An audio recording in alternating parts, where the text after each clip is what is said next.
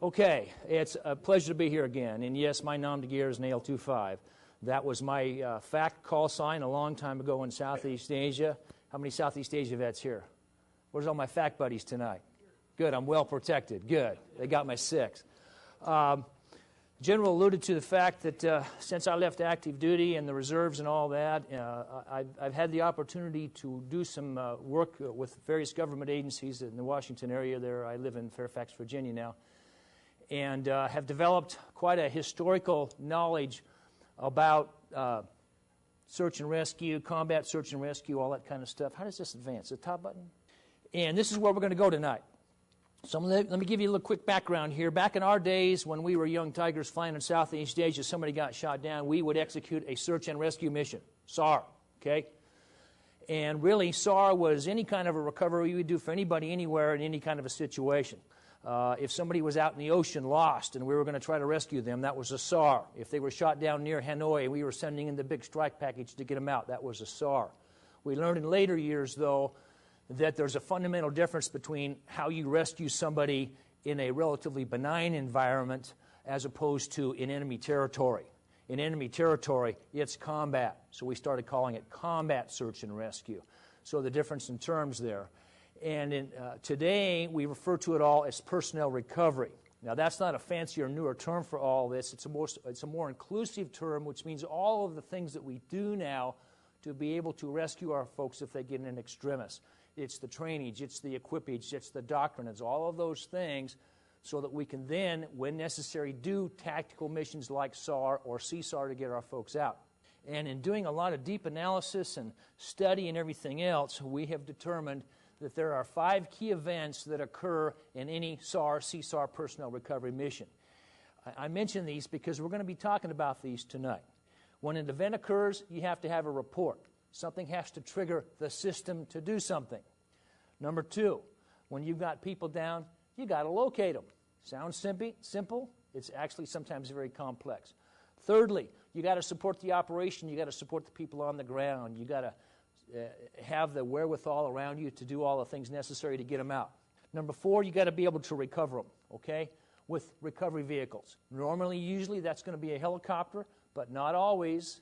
There are all kinds of ways to do all kinds of things, and we have done some of our more successful rescues using other means. That might be a ground team. It might be an armored force on the ground. It might be special forces. It might be some contract agents, people that don't even exist.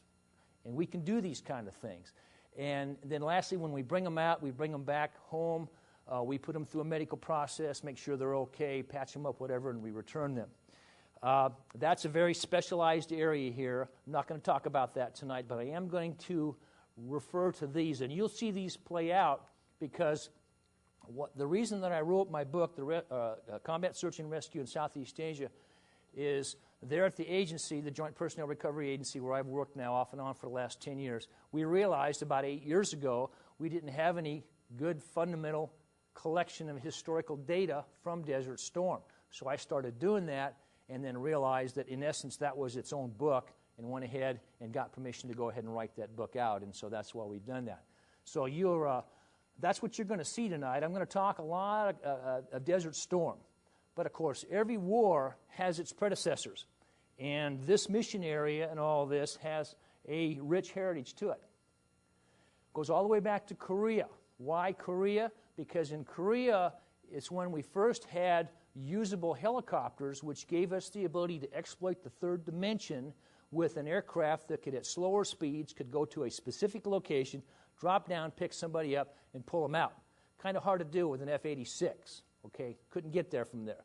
So we developed these helicopters to use them for rescue, and when we started doing that, we realized that helicopters are vulnerable. They have to be protected. So we got to build a task force around them, okay? It helps if people can talk to each other. So we started giving our survivors survival radios. It all came from Korea. We took that and we applied it to Southeast Asia. And those of you who flew over there, you remember how important search and rescue was. Beeper, beeper, come up voice. If somebody was shot down, that was your first call. Get them talking, locate them, and get them out.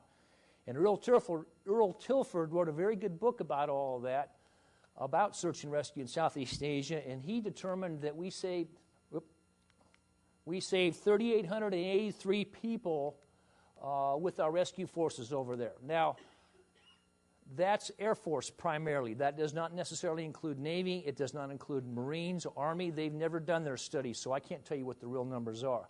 And some of the saves that Tilford has in there, if you look at recovery records, those are rescues, guys shot down over the water, not necessarily CSAR, but just a general recovery. Those of you who might have been there in 1972 remember that when the North Vietnamese surrounded Quang Tri, we pulled 88 people out of the Quang Tri Citadel. Those numbers are in there, things like that, okay? But back later on in the 80s, there was a very focused study that was done by an outfit called Biotech, and they determined that by going back into Southeast Asia and looking at the rescue data through the prism of what we now call combat search and rescue, they determined that we had 778 guys, airmen, rescued, okay? That's Air Force, Army, Air Force, Navy, and some Marines, basically fixed-wing type folks. And they also noticed that in studying all of that data, that in the process of doing those rescues, we had 109 aircraft shot down doing the rescues. And we also had 76 guys killed or captured in the process of doing those rescue. And it reminded people that as much as we like to prosecute rescue, how good we feel about doing that, what a morale factor that has for your troops, there's a cost to it, okay? And here's the cost. And so in later years, as we moved forward, the fighter pilots remembered this heritage of rescue. And I'll let you read that. In this picture here is Roger Locker, if any of you remember those stories. I was standing about 10 feet behind the general when he was up there, and he was crying, man, General Vought. It was a very, very powerful moment, okay? And the fighter guys, they remembered stories like Boxer 2-2 and Bat 2-1 and Oyster 0-1 and those kind of stories, the good, positive rescue stories. But the rescue guys themselves, they remembered something different. They remembered this. And they remembered the legend of Jolly Green 6-7 shot down here trying to get out Bat 2-1 Bravo in April 1972. There's the burning Jolly Green right there. This is what they remembered. And they remembered Mayaguez when so many of the helicopters were shot up and shot down. And they realized that in this world, there are places where helicopters can't go. And that's a fact. Okay, so the war's over. And of course, just make a couple quick points here. You Southeast Asia guys, you recognize that beast up there, the venerable A-1. That was our primary Sandy aircraft flight lead to get going the rescue packages and get our guys out. And we used to kid the A-1 guys. I was at NKP, and they were right next door to us. And we told them, I said, you know, if the North Vietnamese ever develop an oil-seeking missile, you guys are in big trouble. And they said, you're right. Because that thing used to leak. In fact, guys would go out to the airplane. If the airplane was not leaking oil, they wouldn't take it because there was something wrong with it. And, of course, the thing that made rescue work for us, all of us guys, when we flew, we carried survival radios. And here, this is a URC-64 radio, 4-channel radio, beacon and voice, very, very good, solid, dependable radio. And when I flew with those in Southeast Asia, I had 2 of them. And I had one buddy who was shot down, and one of his radios didn't work, and the fact that he had that secondary radio is how we got him out. And that's why we carried the extra one. We also carried extra batteries for that very reason, because these things would wear out. But after the war, we all came back, settled in. Air Force Rescue Forces, of course, they came back, and they were all assigned to the Air Rescue and Recovery Service back around the States. And they fell back into civil duties in a mission called MAST, where they were going out and they were basically being air ambulances for their local communities. They were doing all this kind of stuff, and they kind of forgot the war, because the nation wanted to forget the war, okay? But they remembered one thing that was very obvious from their work in Southeast Asia, and it was the fact that we needed to have some kind of a night all-weather recovery system, because sending in helicopters in the daytime was how you got them blown out of the sky. And we needed to do this at night. We needed to be able to do it in the weather. And the commander of the Military Airlift Command then, that owned rescue, General P.K. Carlton, he decided to do something about this, and he initiated a whole bunch of projects that put together various concepts and brought this together into a concept called Pave Low. And Pave Low would be a very massive modification of the HH-53 helicopters. We had the big recovery Jolly Greens to give them that day-night all-weather capability.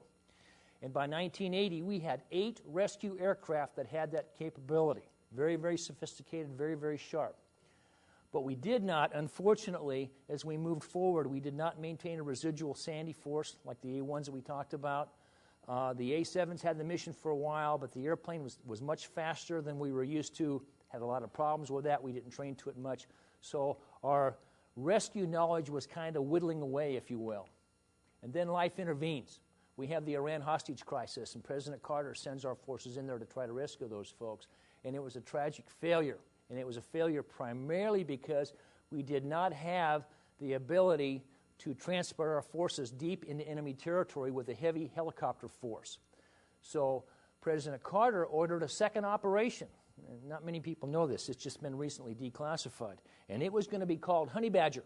Okay? And Honey Badger was going to be bigger, badder, and bolder than the first plan.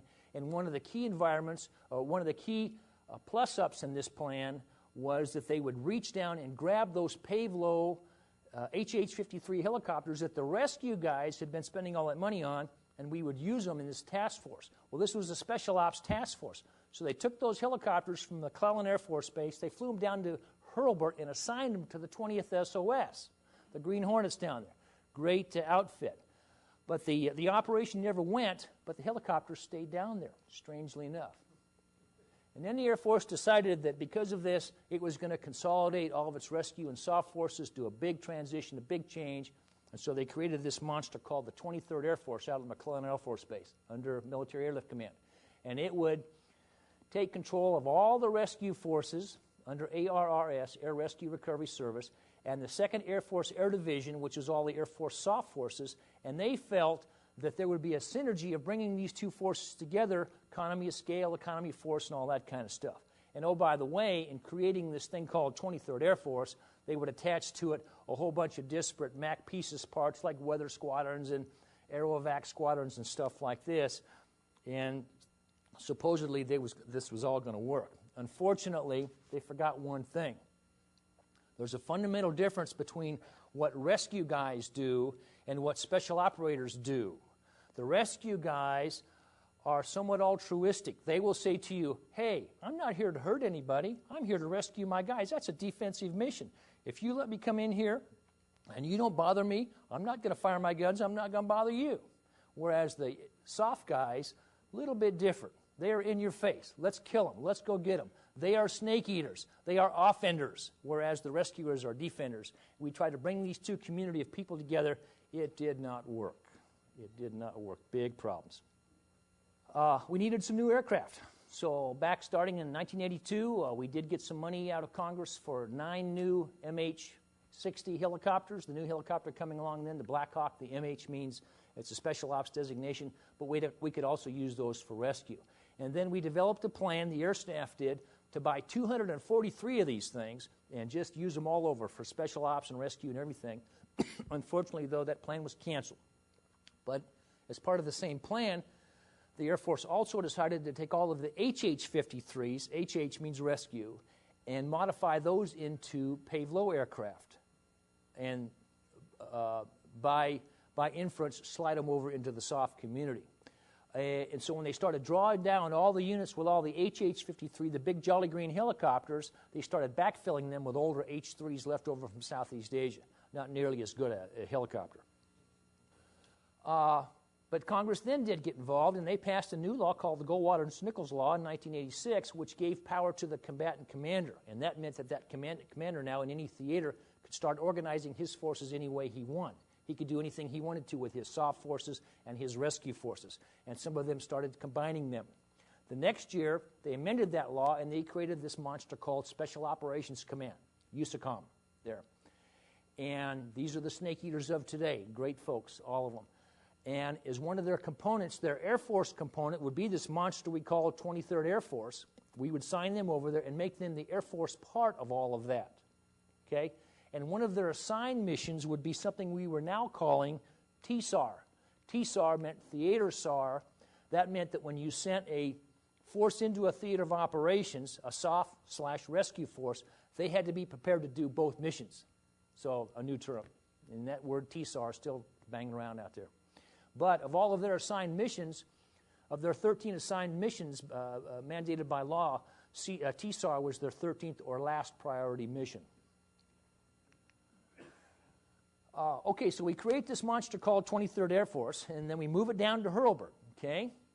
And now it's part of SOCOM, Special Operations Command. Well, the commander of Special Operations Command is an Army 4-star general, and he doesn't know anything about military airlift command, weather squadrons, air evac squadrons, and he's scared of all that. So he says, I want to get rid of all that stuff. I want to get rid of all that rescue stuff, okay? So we come up with a new plan, and we're going to shove the old pieces parts from the ARRS back into MAC, rename them the Air Rescue Service, which is what they used to be a long time ago.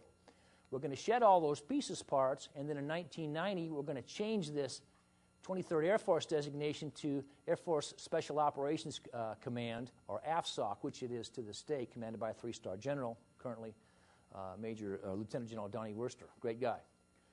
Okay, so they become AFSOC in 1990, and they take control of all of the MH-53 helicopters. So Rescue is left with a bunch of old stuff. Rescue gets kicked back over to Air Rescue Service, which belongs to the airlifters again, MAC. And if you look at their mission statements, though, they are assigned the worldwide CSAR mission. Okay? That's fact.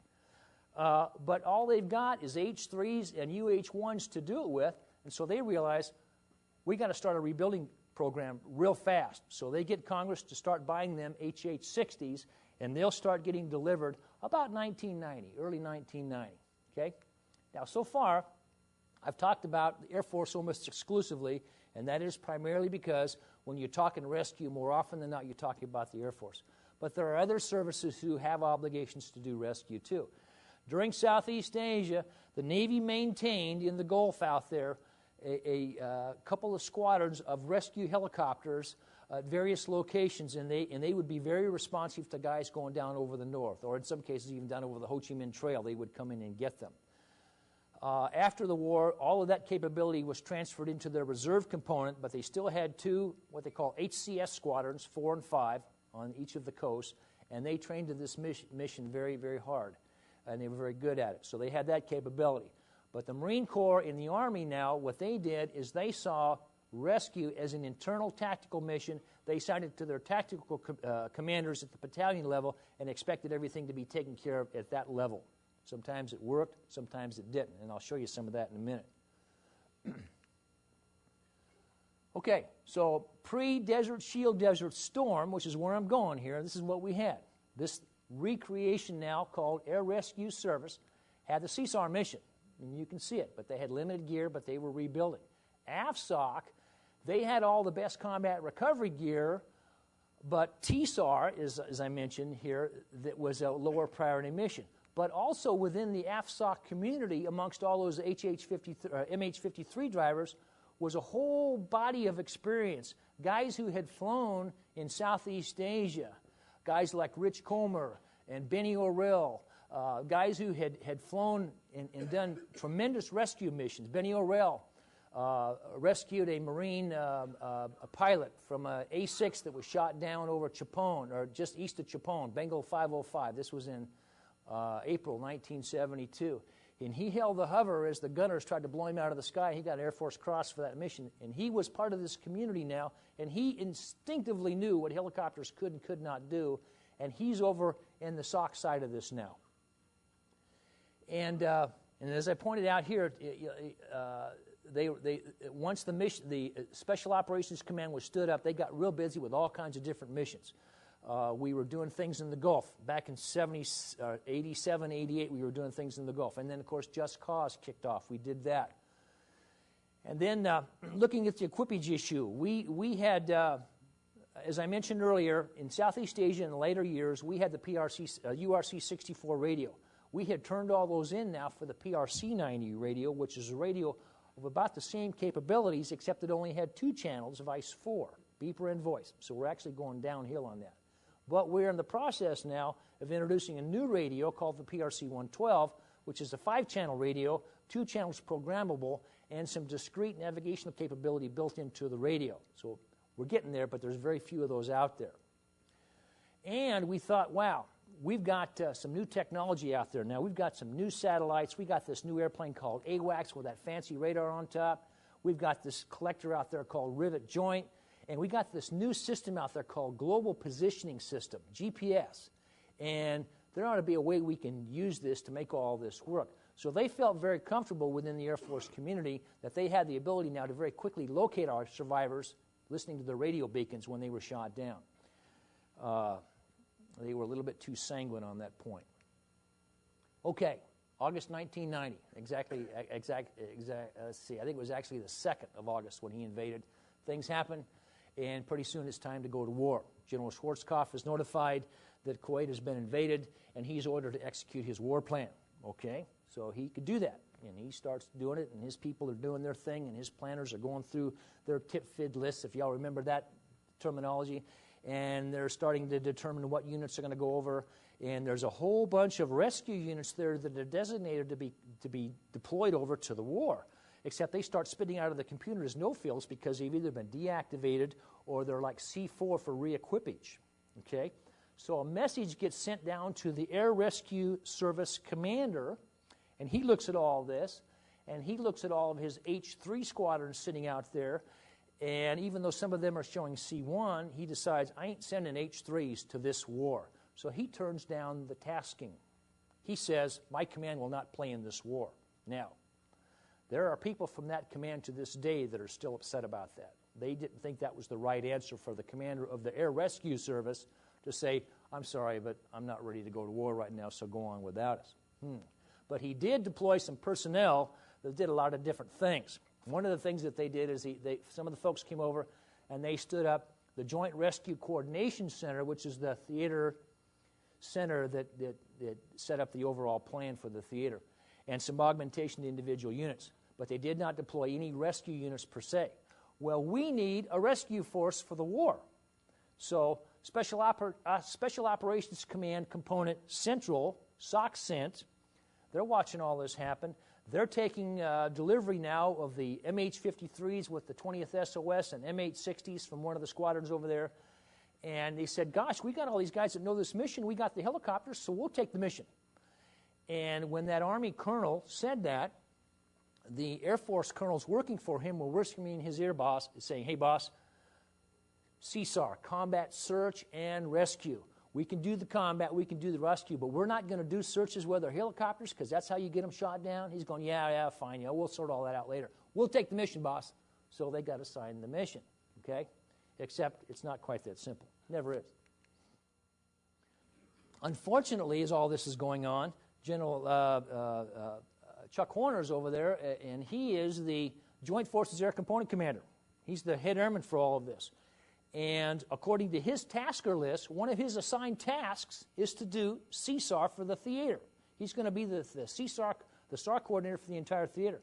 So he starts building this plan to be responsible for all this, and he stands up his Joint Rescue Coordination Center, as I mentioned there, and they're going to run this thing, and they're sitting right inside the Tactical Air Control Center, which runs the entire air war. So they got contact with all the people they need to talk to do one of these rescues. But interestingly enough, all the guys that were sent over there to do that were all SAR experts from places like Scott Air Force Base and Langley Air Force Base, and they could run a SAR for you just lickety-split. They could get aircraft out over the water, and somebody's floating out there, somebody's lost on Mount Rainier. They could do that. But none of them had any combat experience. Hey, we'll learn as we go. Okay. And then, of course, all of the Allied components, all of the services, all the various components, when they would launch their recovery assets, they would maintain operational control of those assets. Very important point. So this is what we had. The USAF doesn't send any recovery assets over there to do that. So SOCCENT, the Special Operations Command Central component over there that owned the MH-53s and the MH-60s, they were going to do that cross-FLOT recovery. FLOT is the forward line of troops. That's the front line. If you go beyond the FLOT, you're in enemy territory, okay? But what they signed up really to do was combat recovery, okay, not combat search and rescue. That S word gets bigger all the time. Now, that's kind of confusing. Let me show you a wiring diagram so you can get it, okay? Here you go. Here's the command and control for Desert Storm. When we sent our forces over there, we sent forces over there from each of the various services, okay? Now, under the new Goldwater-Nichols law, though, we would no longer fight just as services. We would fight as joint force components. Unfortunately, the law was still relatively so new by this time that we weren't prepared to do that. So when we sent them over there, all the Army guys were under one chain of control. The Navy guys were essentially under one chain of control. Same with the Marines. The Special Ops guys, and I use all the different colors here, they were a mixed collage from all the services, but they were under their own command and control. Okay? Now, General Horner over here, he's the Joint Forces Air Component Commander, which meant that he had control over a joint force. He had control of all of the Air Force fighters. He could also have tactical control of assets from the Navy and the Marines, in some cases the Army, okay? But the other services didn't organize that way. They do that today. But this war was the anomaly. That's why Desert Storm is so important, because we're going through a huge paradigm shift here in command and control. So General Horner is in charge of the air war, and he has control of assets from other services. And he also, as the 3-star over there, he's also the commander of Central Air Forces, which is an administrative position. And his JRCC oversaw all of the RCCs for the various services, and the CENTAF RCC, Rescue Coordination Center, each of the components had one, was actually the same folks as right here. And when General Horner took responsibility for Theater CSAR, he had assigned to him all the assets that he needed to do the searching and the fighting and the supporting and all those kind of things. The only thing he didn't have were his recovery helicopters. He didn't own his recovery helicopters. They belonged over here to an Army colonel by the name of Jesse Johnson, who was a special ops guy, and he said, "We'll do your combat recovery for you." And these guys up here were responsible for doing all the search kind of stuff. He has control of the satellites. He has control of the AWACS, and the rivet joints and all that, so it looked like it should work. Should's a big word. So that's what we've got. Is this confusing? Yeah, I know it is, but it's very important to where I'm going here. Okay, so as we build up to get ready to go to war, we sent AFSA, or SOC sent, Special Operations Command, a lot of assets to do a lot of different things. They take command and control of a whole bunch of Air Force MH-53s, the Pavlos, a bunch of MH-60s, Blackhawks, some old MH-3s. We called up a reserve squadron from Davis-Monthan. And they had a bunch of old H-3s out there. They were special ops guys. And we decided that we needed to turn these into MH-3s and make them capable of doing special ops. So we put a little Trimble GPS on them, and that made them an MH-3, and sent those reservists off to war. They actually did a pretty good job, okay? And a whole bunch of PJs doing their thing. And, of course, the Navy component over there, they had assigned to them a whole bunch of SH-60s and SEALs, and we'd be using those guys. And when the Army came over, they brought all their special forces, and they have a really outstanding organization at Fort Campbell called the 160th SOAR, the Night Stalkers, and they are badass, okay? And one of their squadrons, one of their battalions initially came over, the 3rd of the 160th, and they were OPCON to the SOC cent, and they could do these missions if called upon to do it. And then later on, we had a plan to bring into Turkey, on the north side of the war, a whole other task force of attack airplanes, and within that, they would have a task force, a special operations task force of MH-53s and tankers as a supporting force to do recoveries as necessary for the operation. Now, remember, too, the special ops guys were there to do special ops stuff, too. So they're being dual tasked, and there was a lot going on there. And when Colonel Jesse Johnson, in talking to his airmen, did his war planning and everything and analysis, they said, okay, this is how we're going to do these cross-FLOT, forward line of troops, recovery missions. Before we send a helicopter anywhere, we want a location on the survivor. We want a 5-kilometer accurate grid on that guy. And the Air Force said, we can give you that. We can do that. Great. Secondly, we know that the enemy knows how these radios work. They will try to capture some of the radios, and they will try to bait us into doing false recovery so they can shoot us down. So we want to make sure that before we go there to try to do a rescue, we've authenticated that survivor. Prudence, okay? We want to do it through physical sighting or voice. And thirdly, before we send helicopters anywhere, we're going to do a threat assessment, because the enemy's got lots of bad stuff out there. And there's places where our guys are not going to survive, especially in daytime. So we're going to do a threat assessment, okay? All very prudent stuff. And so they're going back and forth. Yeah, this sounds great. Just be there when we call. Okay.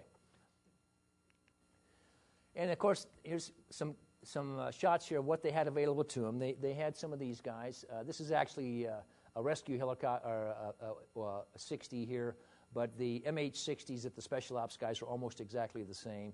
And, of course, the MH-53 Pavlos down here. And then you got these kind of guys, Army ODA Special Forces teams. They could do a recovery for you, okay? SEALs, using their fast boats. That could be your recovery vehicle. And we were prepared to do that. We had everybody spun up to do those kind of things and all kinds of plans, and we were ready to execute.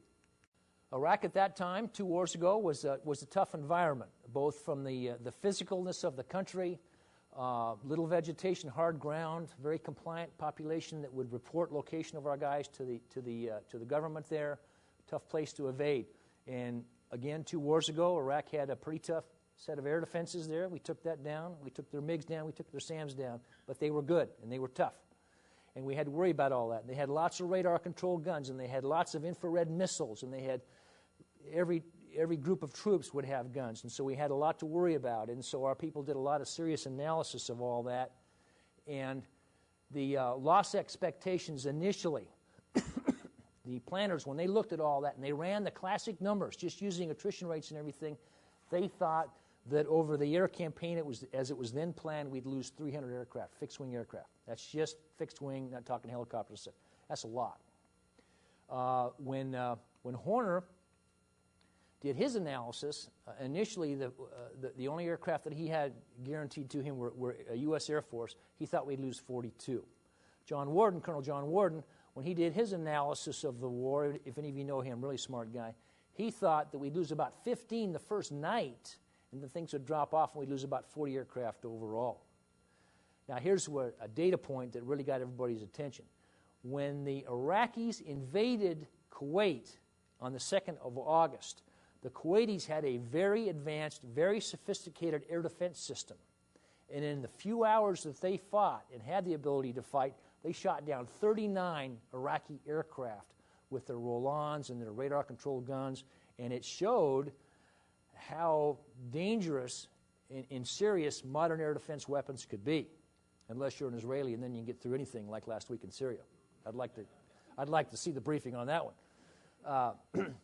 So, the SOC sent guys who were on the hook to do the recoveries. They expected that first night in particular that it was going to be raining parachutes. I heard that phrase several times from the guys. It's going to be raining parachutes. So they were ready to go. Rescue expectations. We wanted to go rescue our guys. And the young Brigadier General Buster Glosson, who was running the air war, he was the guy in charge. He had a rather cavalier attitude about rescue. And he went around a lot of the different units, and he talked to the guys. And thinking back to his experiences in Southeast Asia, he just inherently knew that the rescue guys were going to be here. So he said this, and this is a direct quote. And I called him back and I said, "You really said this?" And he said, "I said it and I'll stand by it." So those are his words. Now the SOC sent briefers, young guys like Captain Randy O'Boyle and guys like that. They were going around and they were talking to the guys much more soberly and saying, "Look, dudes, you get in trouble. Our preference is to come at night." Why? Because better survivability for our helicopters, okay? Here's some techniques, here's some procedures, here's some things you need to know that you might see us do out there. But there are not going to be any more Bat-21s and big rescues where we send in 5,000 sorties to try to get a guy out, because we don't have those kind of numbers anymore. So we got a little bit of a disconnect starting here. In fact, one of the specific units that Buster Glosson went to was the 4th TAC Fighter Wing, the 4th TAC Fighter Wing still then. And they were the guys who were flying the brand new F-15Es, the Mud Eagles, that were going to be heavily involved in action. And you're going to hear more about them in just a minute.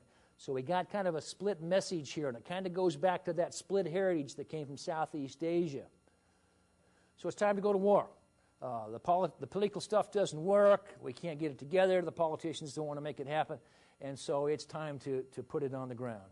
And the first week, we had helicopters on alert over here at Arar, at Al Juf, at Rafah, Hafar al-Batin, and over here at Rosh al-Mashab. There was a barge over here at Rosh al-Mashab, and they took the guys from the 71st Squadron, the reserve guys from Davis-Monthan, with the H-3s, those were the only helicopters we had in the theater could land in the water. So they said, so why don't we put them over by the water? That makes sense. And, of course, then they got over there. The SEALs found them, and they loved them because then they were using them for their missions back and forth. But they were on alert there, and we had all those helicopters along there. And the first night, we had 42 helicopters on alert, ready to go if somebody got shot down. The first night, the plan was, or the first week or so, the plan was that we were going to go and we were going to mount a strategic campaign to essentially take down the country, take down their command and control, try to kill their leaders, do strategic damage to the nation to weaken it so we could then go in and not have to expend as much blood destroying their military and freeing Kuwait. And that was initially the way it started out. And, of course, some of our lead weapons were cruise missiles, using those, and our stealth weapons, our 117s. But another tactic that we used, we knew that all along the border here, they had a series of early warning surveillance radars. So we put together a plan to send up some helicopters at night to blow out 2 radars right here to blow a hole so that the rest of our airplanes can then come ripping through there, and get a jump on the bad guys and then spread out and do their thing. And the way we put this operation together was really very simple and fairly ingenious. We went to a young lieutenant colonel in the Army by the name of Dick Cody, and we grabbed some of his Apache attack helicopters, 6 of them actually, put them together in teams of 3, and each team of 3 would take out one of those radar sites. Unfortunately, though, there was a problem. At that time, the Apache attack helicopter didn't have a very good navigational system on it. It had a system called Doppler shift system, and this thing would drift away on you, and it would very quickly become inaccurate. So they had to be precisely navigated. So what they decided to do was they called down to the 20th Special Operations Squadron and said, could you send up some of your Pavlos to lead these guys in to do this strike? Yeah. So Lieutenant Colonel Rich Comer, who was the commander, put together this little package, and that night when it was time to go, they took off and led those helicopters up there, and they flew right to a specific, known, predetermined point, and as the Pavlos flew over that using their GPS guidance system, they threw out a whole bunch of chem sticks, okay, and then the Apaches would come along behind them, and they would fly over there, and they would update their Dopplers, and their Dopplers are going to be good for 10, 15 minutes now, and then they flew very precise tracks to their radars, went to their whole point, and exactly on the second popped up and launched a barrage of all these missiles and hit these guys in these radar sites before they even knew they were there, took them out, blew that hole in the early defense system there, and then the helicopters that were involved, the Pavlos and some Navy H-860s that were out there with them, then they just started doing orbits waiting for a CSAR event. And one of the guys told me, and said that when that happened, the timing was very precise. They watched the radar sites blow up, and he says, I turned back to the south, and I saw coming at me in the sky just a wall of airplanes.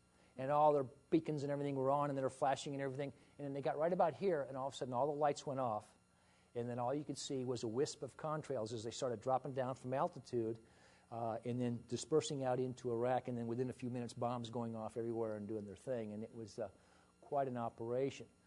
That first week, as John Warden had predicated, we took quite a number of losses. And I'm going to talk about 2 of them specifically in just a minute, but let me give you a bigger sweep here. Initially, as we went in, the Brits launched their Tornadoes. Now, their Tornadoes were carrying a device called the JP-233, I think it was, a specifically designed weapon to blow up runways. And what they had to do is they had to fly straight and level at a predetermined speed right over airfields. Not really smart if it's a highly defended airfield, but the Brits wanted to do it. Thank you, guys. Do it. Go for it. And so they went in there, and they started bombing these airfields, and they started getting their airplanes blown out of the sky, and we start dumping these guys left and right. We lose Newport 1-5 here, and Norwich 0-2 there, Stanford 0-1 up here, and this is obviously very dangerous business. And, of course, the first night, too, we lost an Italian Tornado down here. CSAR 4-4 went down there. And the next couple of nights, we continue to run missions. We lose an F-15E right here, Thunderbird 56 right there. And the second night, we lose right here. We lose an A6, okay, quicksand 1-2, off of the United States Saratoga. The guys go in there, they make a run on the airfield, low altitude, roll-on missile, tracks them, fires a missile, hits the right side of the nose, blows the airplane out of the sky. The two guys jettison out of the airplane. They're floating to the ground. The bomb nav, as he's floating to the ground, he understands the importance of contacting rescue forces. He pulls out his PRC-90 radio that he had and somehow lost it into the night. He dropped it or something, and it was gone. So he lands on the ground, and he finds his pilot. His pilot's wounded, and his shoulders hurt, and so he helps him take off his survival vest to relieve the pain on there. And, of course, these guys are a little panicky and everything, and they can see that they're only just a couple miles from this H-3 airfield over here, which is really a bad place. And so they need to move away from there. So the bomb nav says, come on, we got to get out of here, let's move. And so they start moving off what they think is the south, and they're navigating by the stars, and then finally they get away from the field, and he goes, I lost my survival radio. Give me your survival radio. He goes, my survival was in my vest. Where's your vest? So now we got two guys in the desert. Neither one has a radio, okay? Needless to say, we did not get there before the enemy picked those guys up. Very, very, very sad story. We lost an F-16 right here, stroke 6.5.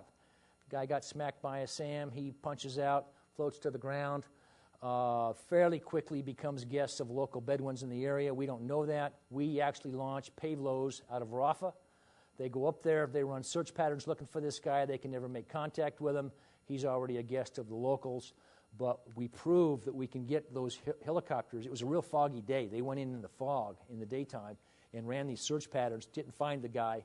But the guy afterwards, when we brought him back, he talked about he could hear the helicopters flying over. He knew they were out there.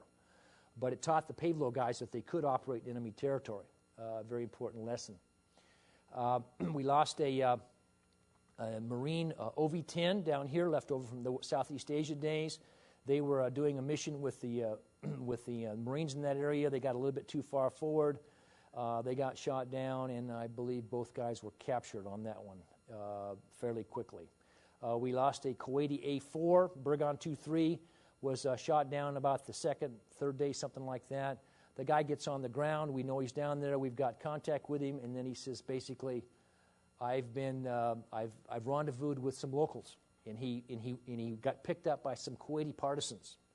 And then he joined with them and fought with them for a couple more weeks before that whole group was then picked up, and then he became a POW. So we're not doing very good on our rescues.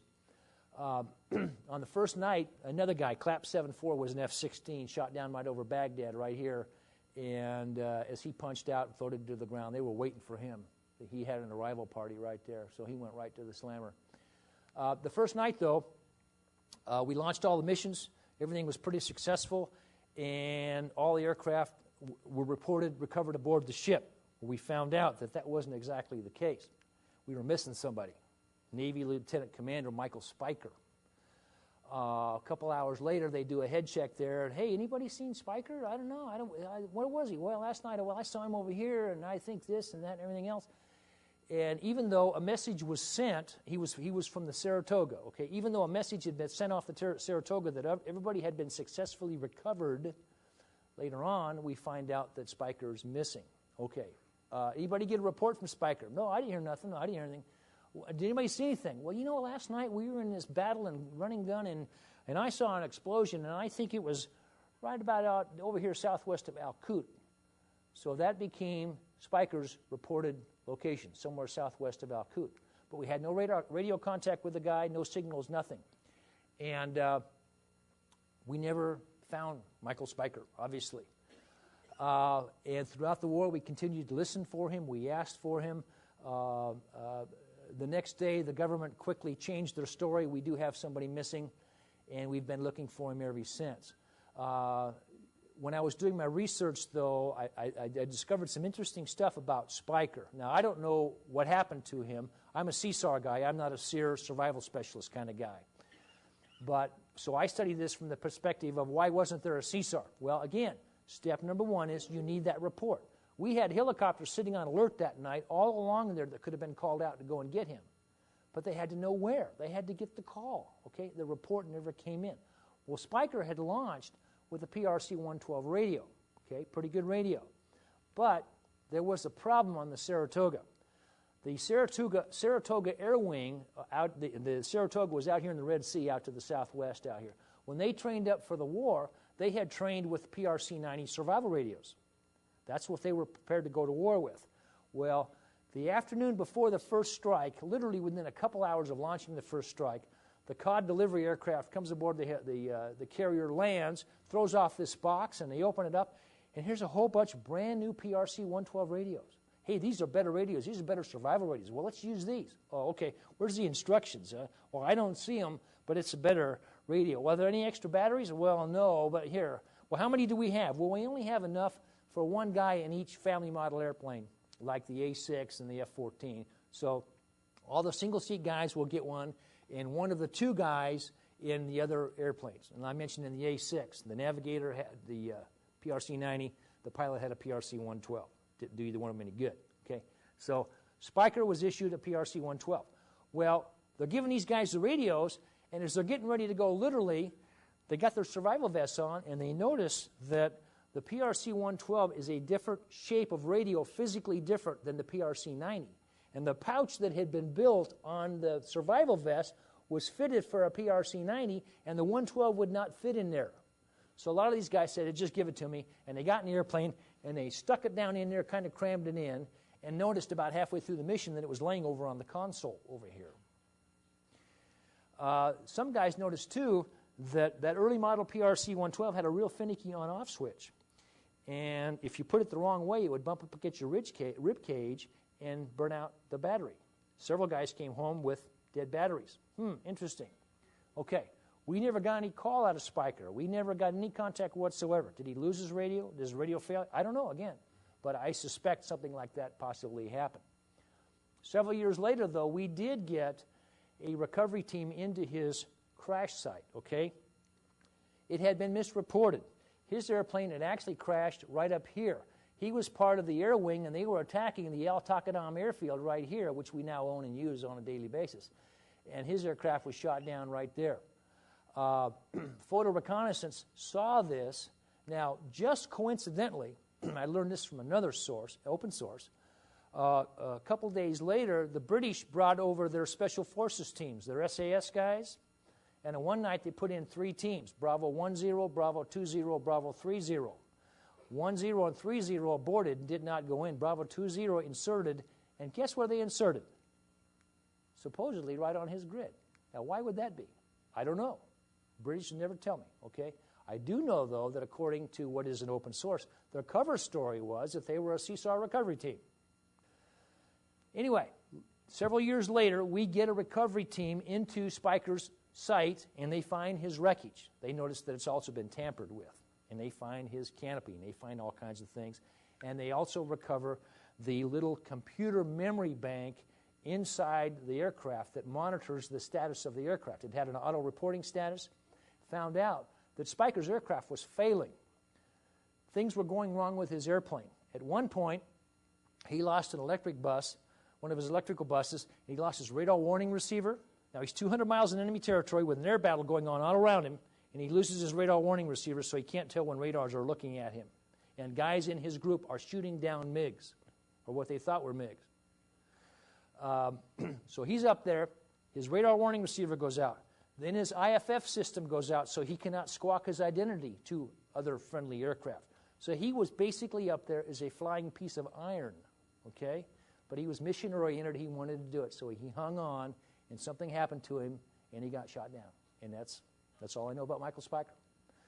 But if we had had the ability to get out that first report, it could have possibly changed this whole thing, because the assets were there, available, listening, looking, and the recovery forces were available to try the mission if there had been a mission. That's why that report is so important. So we use Spiker now to make that historical point. Okay, another very controversial mission. About the third night of the war now, Saddam had realized that, man, this strategic air campaign, I don't like this at all. I need to do something. So he decides to drag Israel into the war. And how does he do that? By launching Scud missiles from out here. So when he does that, Israel says, we're coming in. And it took direct intervention of President Bush to their national leader to shut those guys down. How close were they? I talked to an Israeli F-16 pilot that was in that. He said, we were number one for takeoff, man. And I said, were you going to hit the Scud sites? He said, the hell with the Scud sites. We were going right over there, Baghdad. They were going downtown, and they would have done it. Well, that would have been chaos. So we got them President Bush got them to stand down, and then he essentially called over to Schwarzkopf and said, fix this problem. So that very carefully orchestrated air campaign plan that we had got thrown in the trash can, and it was, you guys get in your airplanes and go out into the west. And all the F-15E guys were priority to do that because they had the best system to go and do this. And so they're literally told to just get out there, grab an available jet, get airborne, and go. And as they were walking to the airplane, literally, they were being handed possible target photos and coordinates for attack sites. It was all chaos, helter-skelter. And they had one more airplane available, and there were only 2 more pilots left in the entire wing who were available to fly, the wing commander and the old director of operations. And they flipped a coin. And I don't know how the coin went, but the DO flew. Okay? So he goes running out there. Now, he hadn't flown much. He wasn't mission ready. He was mission capable in the airplane because as the DO bringing his wing over to Saudi Arabia, he didn't have time to fly. So he wasn't really like totally up to speed on the airplane. So they assigned him a real strong navigator, or a wizzo on the back seat, a guy named Tom Griffith. The Colonel Dave Eberly was the guy's name. So they go out there, they strap on their jet, and about the time they level off, Dave starts catching up with the airplane. And they go roaring into the area up there, and they start doing their thing. And the F-15E was so new, so sophisticated, that it had its own built-in electronic jamming suite, okay? Really nice system. But they decided that to save memory space and everything, that they would eliminate some of the older threats, like the old SA-2s and stuff. Well, they had some old SA-2s out there. And one of them launched on these guys, blew them out of the sky. Okay, brand new F-15E. So they jettisoned out of the jet. They float to the ground. They're kind of busted up a little bit, but they get together. They get out their PRC-90 radios. They start talking, and now we know we got survivors on the ground. And so the soft guys, they're down here. They're waiting for the call to go. And what's the first thing they ask? Where are these guys? Well, instead of giving them a nice, tight, little 5-kilometer circle so they can go in at night, stay low, and do their thing, Big Blue Air Force is coming back with like 60 and 70-kilometer circles, big search areas, you know, for these guys.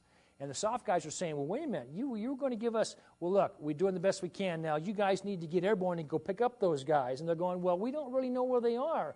And then it got real ugly from then, and then some people started accusing the soft guys of lacking certain vital male body parts and things like this. It got real ugly back and forth.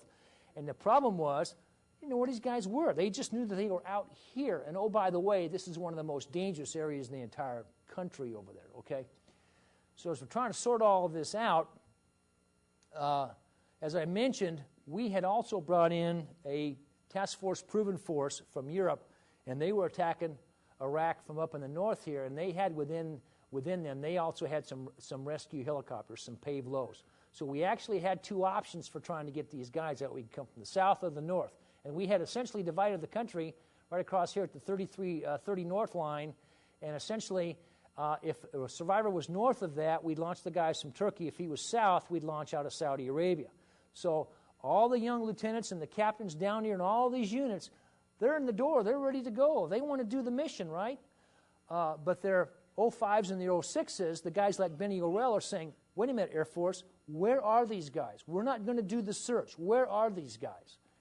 And it got real ugly, very acrimonious, because guys are flying through the area, strike packages and everything, and they're talking to these guys on the ground.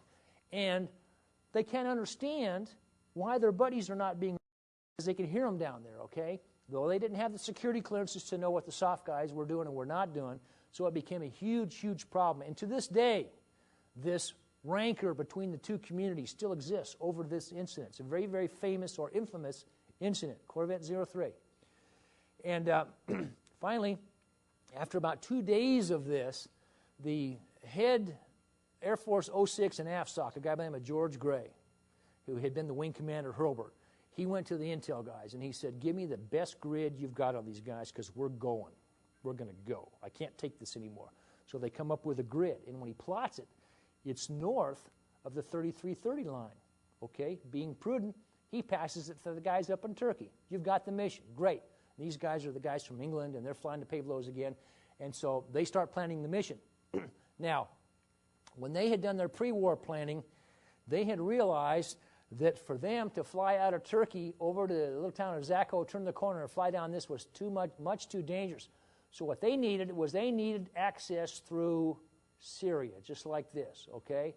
So they had already gone to their senior officers many days before and requested on-call immediate clearance through Syrian airspace to do recoveries in the western portion of the country. And the answer was stand by. Okay. So that night, they're ready to go. They're locked and cocked. They're organized. And they start engine. Taxi for takeoff. Stand by. Ready for takeoff. Stand by. And they wait, and they wait, and they wait. And they never get clearance to fly through Syria. So they have to cancel the mission. Okay. We know the guys are out there. We hear them. We know they're talking on the radios. We know they're moving around out there. We've got other agencies involved. They're trying to bring in other people who do other kind of weird things and weird costumes and all kinds of stuff, and because we want to get these guys out. And the next night, the guys in Turkey, they say, we don't care what they tell us. We're going. It's going to happen. And they got with the air planners, General Buster Glosson and his guys, and Glosson said, look, this is what I'm going to do for you. We want to get those guys out too. So I'm going to send in a big strike package, a couple dozen fighters. We're going to roll in. They're going to roll in. They're going to hit every gun that they know around there. They're going to maintain a cap over you. The flight lead is going to contact these survivors, have them up on the radio. So all your guys got to do is slip right in there and pick those guys up and get out of Dodge. Great plan. And so what the soft guys would do was they would fly down and they would orbit right there. And as soon as they had the survivors on the radio and they had voice contact, they then had authorization to cross the border, fly in, and pick these guys up, get out of Dodge, and everybody would be happy. Okay. So the next night, it's time to go. They taxi, stand by. They get ready to take off. Stand by. Stand by for your clearance through Syria. They said, to hell with it. They just took off. We're going. And they were 20 minutes into Syria when they got a SATCOM call. Be advised, you are authorized now to fly through Syria. Thank you very much. Here we go. So here we have an MC-130 tanker and two Pavlos flying through the night. They get down about in this area here. They do a quick tanker top off. The tanker pulls out back up here to the north. And as they're right down about here, they notice that an SA-6 radar site is tracking them from their right. They get a little bit lower, avoid that. They get down into their holding position, and they're in position when all of a sudden they look up, and here comes all these Air Force fighters, and they all roll in. They make one pass. Flight lead says, Corvette 03, how do you read? Corvette 03, how do you read? We're out of here. And they're gone. It gets real quiet. And now here we have two Pavlos in the orbit right there. And their instructions are, you don't cross the border without voice contact. Well, they don't know it, but the guys have already been captured. We don't know exactly how much before this they got captured, but they're on the way to Baghdad, okay? So here's these soft crews, right? They had, I think, had 6 crew members on each aircraft, and then they had some Army bubbas on there for a possible ground contingency, so maybe 10 guys in each aircraft. And here they are, and they're out there, and the young aircraft commander who's in charge of all of this, Captain Steve Otto, turns to his co-pilot and turns to his guys and says, guys, what do you think? And they said, hey, the rules are we can't cross the border without voice contact, but you know what? We're here. So they check with the guys on the other helicopter. What do you think? We're here. Let's go. Let's do it. So they violate the hell out of their ROE and their instructions, and they fly into Iraq, and for 32 minutes, contrary to their orders, they troll around this area. And they call on both frequencies in the PRC-90, 243.0 and 2828. And every time they key the mic, the sky lights up with bullets. Because the enemy knows how these radios work. They're listening to them, okay? And they know that these guys are out there. They can hear them flying around up. They just can't see them. Cover of night. 32 minutes, they troll around out there looking for those guys. Calling, calling, calling. No contact. Finally, they realize the inevitable. They pull out. They fly back up to Turkey, land, start planning for the next night's mission, when during the day we find out that these guys had been picked up by the bad guys and were now POWs, okay? Very, very ugly incident. Very, very huge disconnect. To this day, lots of bickering between the Air Force rescue guys and the SOF guys about the SOF failure to get their buddies. Caused a big morale problem. and it all goes back, though, to location problems and the expectations that were built up by the commanders over there at the time. Very, very famous incident. Okay, a couple days later, we lose, the Navy gets in the act. We've got an F-14 from the USS Saratoga. Boy, we're on a streak here with the Saratoga. They're up there, they're part of a package, they're doing their thing. They get tracked, locked up, and shot at by an SA-2, blows them out of the sky. The guy's jettisoned out of the airplane, float to the ground. The pilot, Devin Jones, is on the ground. He's got a PRC-90. His backseater, Larry Slade, has got a PRC-112. They do get out a couple radio calls. We know pretty much where they are, and we're going to go rescue these guys. Well, when the report came in, the report initially came in that not only an F-14 had gone down, but also an A-6. So we decided to send 2 rescue packages out to get these guys. So they call down to a RAR, to the guys that are sitting there on alert, and they're ready to go. And we've got MH-53s sitting there from the 20th SOS. We've got MH-60 Pavehawks sitting there from the 55th SOS. And we've got a bunch of Navy SH-60s from the HCS 4 and 5 that had been on the boats but had been brought forward to do rescue operations. And they all wanted to go, okay? Well, first up for this mission was actually the Navy guys. But unfortunately, when they looked out the door, the visibility was about 2 feet with ground fog. I mean, really, really thick stuff. And neither they or the other 60s could get airborne in that, so the only aircraft that could launch in that weather condition were the Pavlos. So the Pavlos take off, and about the time they get airborne, they realize that the A-6 has just recently recovered down at Al Juf. It's all badly shot up, but it's on the ground safely. So we don't need both helicopters. So they tell one of the guys to go back and land. Michael Kingsley was the aircraft commander. The other aircraft takes off under the command of Captain Tommy Trask. Anybody know him? Anyway, so he gets airborne and he's heading up north. And as he's heading through there, he's hiding underneath the low vis conditions and everything. And all of a sudden he pops out and it's clear at 1,000,000 and it's flat as it can be with just a little bit of swale on the ground there. And they call him and say, be careful, there's enemy helicopters airborne. Oh, this is going to be interesting. They never see those guys. Then they're told enemy fighters are coming after them. They never see those guys. They vector some F-15s in, clear these guys out. In the meantime, they have, Larry Slade had a PRC-112. PRC-112 has a little code that you put in called a PLS code. It's a discrete code. And Tommy Trask had on his helicopter a little receiver that if you plug that PLS code into it, you can interrogate that radio and get very precise guidance right to it. And they had the code for Larry Slade, but they never made radio contact with him. Larry Slade would never tell us why. But he was subsequently picked up and became a POW. Okay, well, we don't know about Jones, and we're getting intermittent signals on him. They go up there, they drive around, and the rule was that they were not supposed to cross this road because this road is roughly the 33 North 30 line right there. So they went up to about that road, and they can't find the guy, and they go to the coordinates they've been given. He's not there, and so they start heading back. In the meantime, we divert some A-10s in there, what we call Sandy-qualified A-10s. We'd start training those guys again for that mission. They go in there, and they start searching for these guys, and Trask gets back. He lands at a RAR. He's taking on gas. His orders are now to take off and go back to their main base at Al Juf and get some repairs on the airplane. And they're just sitting there monitoring the radio, and all of a sudden they hear the A-10 flight lead, Captain P.J. Johnson. He's talking to the survivor. Holy cow, we've got a live one. So they top off their gas, take off, and they start heading north again. And they want to make contact with that A-10, and they want to find out where this survivor is. So they make contact with P.J., and he says, I got a good location on the survivor. Because what he had done DF steers on the guy's radio, flew over his position, kicked out a flare, and Devin Jones says, you're right above me. So he hits the hold button on his inertial navigation system, writes down the coordinates, and now he has a set of coordinates for the survivor. He has a set of coordinates, okay? I didn't say location. I said a set of coordinates. And I say that because he'd been flying now for about 4.5 hours. INS has had a bad habit of kind of drifting away, kind of doing their own thing.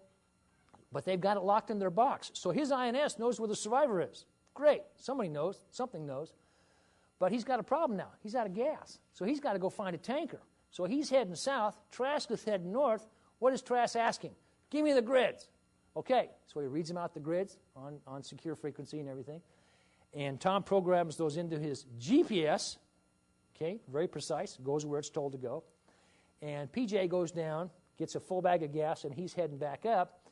Tommy Trask flies right to that set of coordinates, and when he's about 4 miles away from those coordinates, he notices right in front of him on his radar warning receiver that there's a Roland battery right there, exactly on those coordinates, and it's trying to track him. That's not good. Roland's a very, very dangerous surface-to-air missile site. Very bad against payloads. Okay, I don't think the survivor's there. If he is, we got a bigger problem. So Tommy kind of slides off to the east here, gets away from him, and he notices that those coordinates have taken him north of this road. Well, the rules are, if it's north of the road, he's supposed to back off and let the guys from Turkey do it. No, we're here, we're going, man. So they cross the road, they're up there doing their thing, and now he's got a problem because he doesn't know where this guy is. So PJ comes back up, flies right to where the box tells him to go, and it's right over the survivor. Great. Now he's got to get Trask locked up with him. So they use ADF steers, the old simple method, follow the arrow, to do a rendezvous. He gets him over to the survivor, and he comes flying in there to pick him up. And by this time now, the young Navy Lieutenant Devin Jones realizes that things are happening. So he's getting real talkative on the radio. Now the enemy, they were very smart.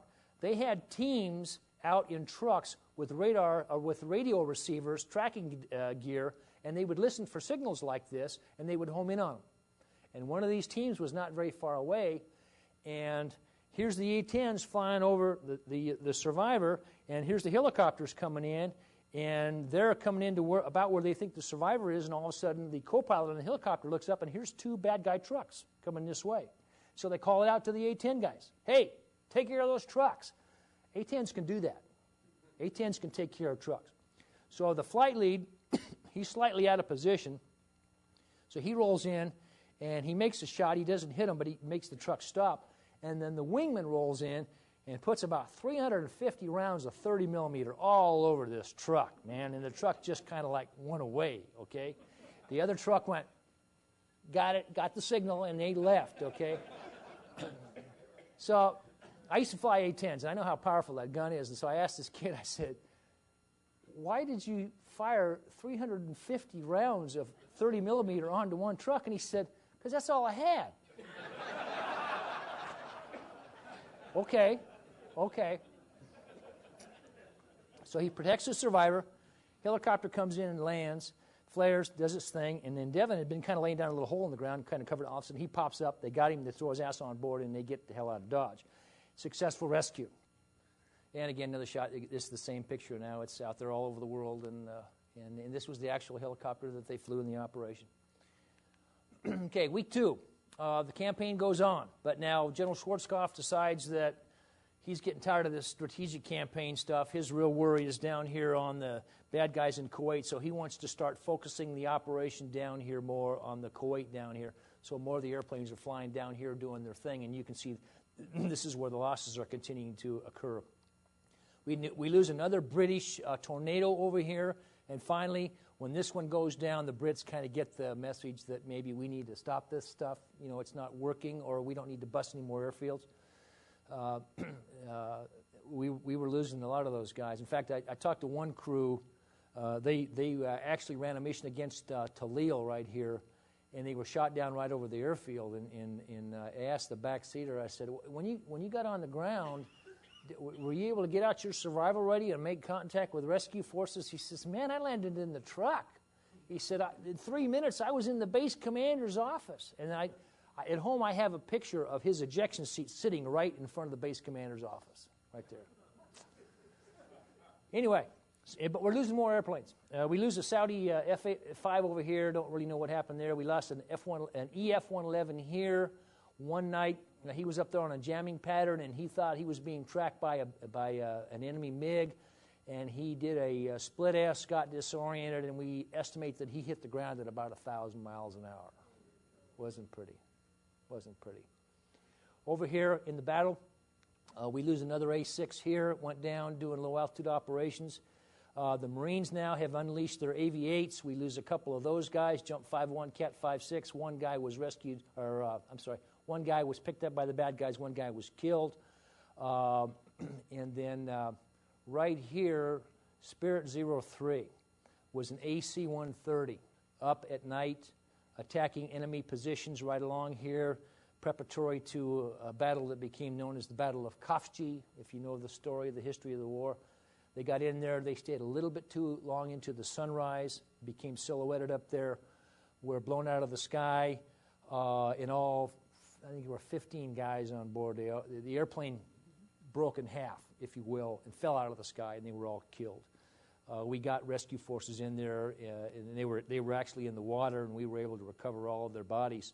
But it just showed you that even the big monster AC-130 gunships could be vulnerable in a situation like that. We had to rethink some of our procedures. Okay, week 5.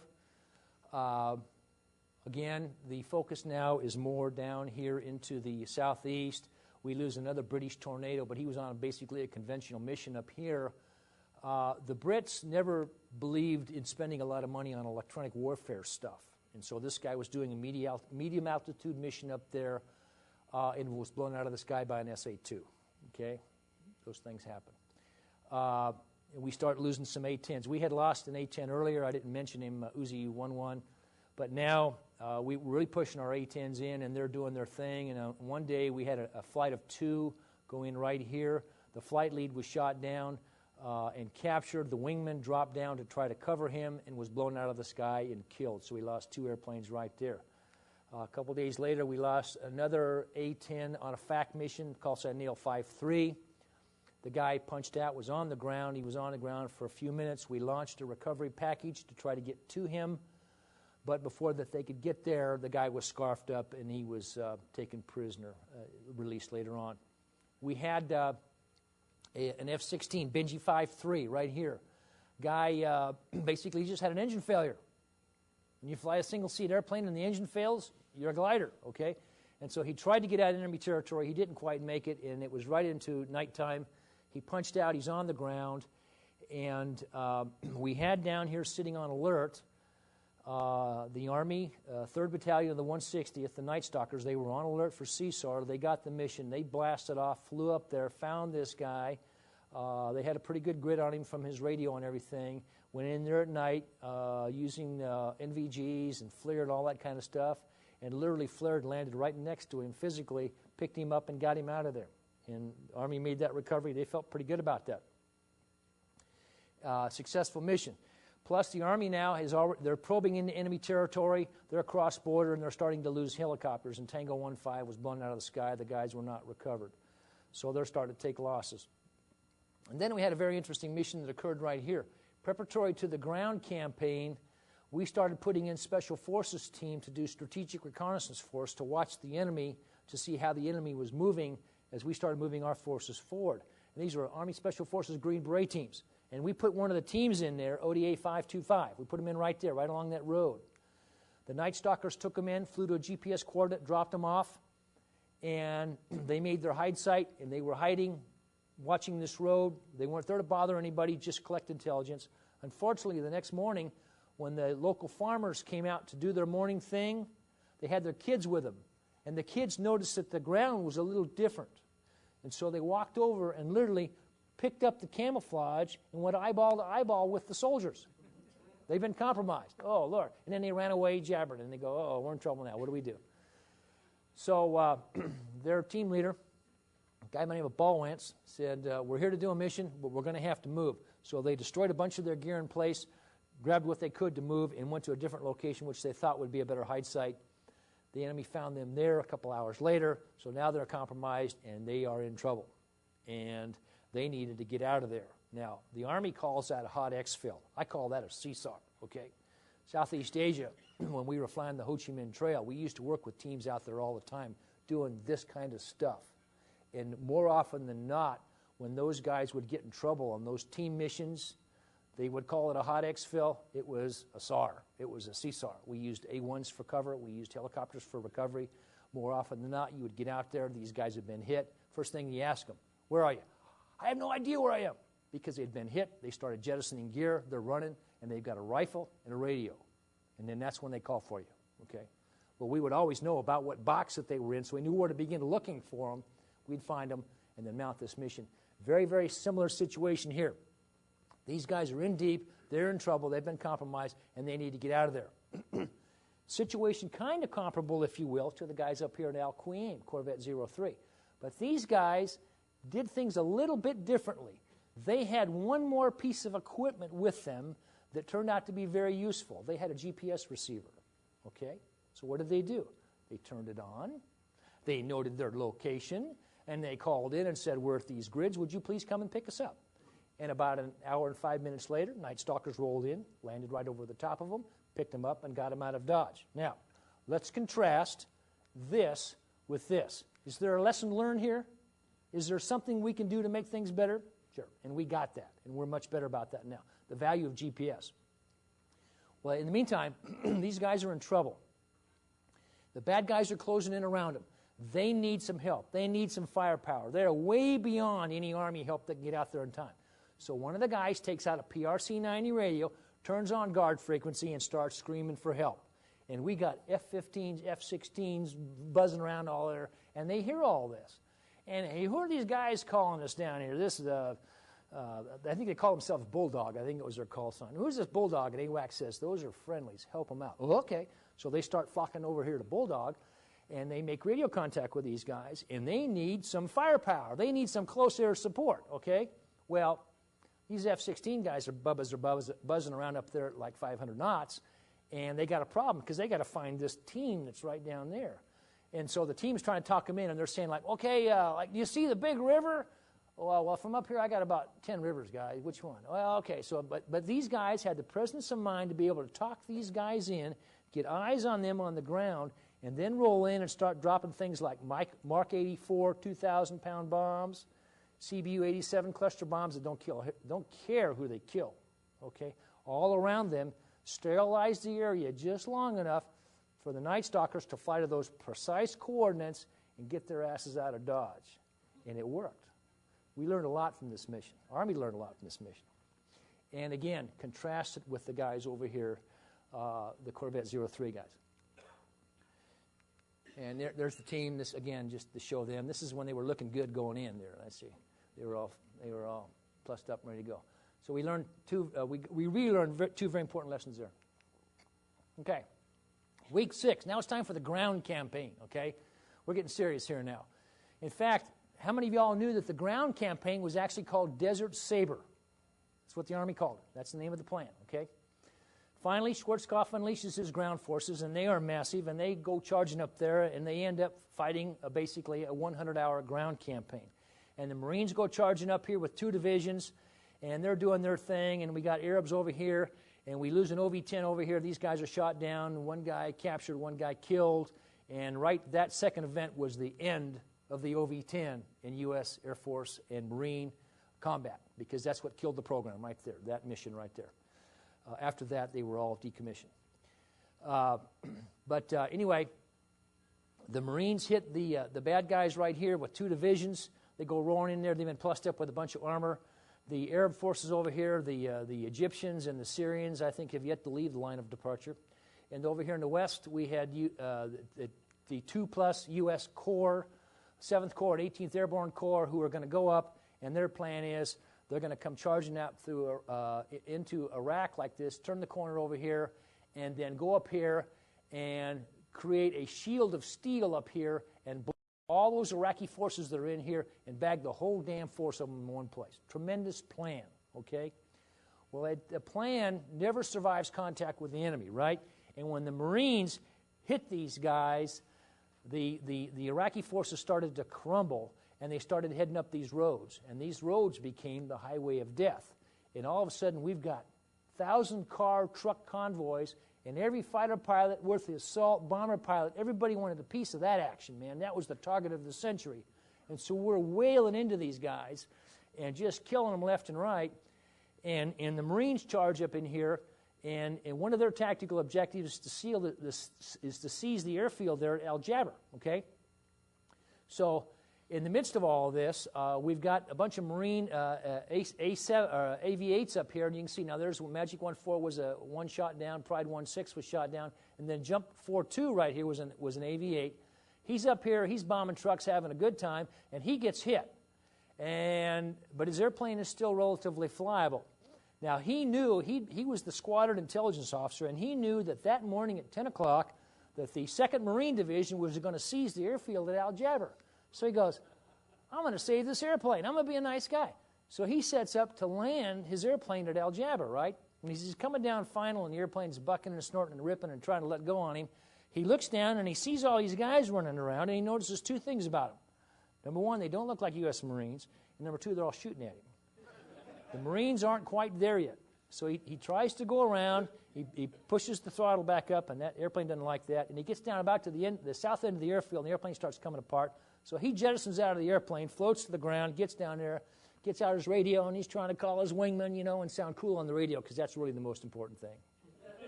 That's really the most important thing.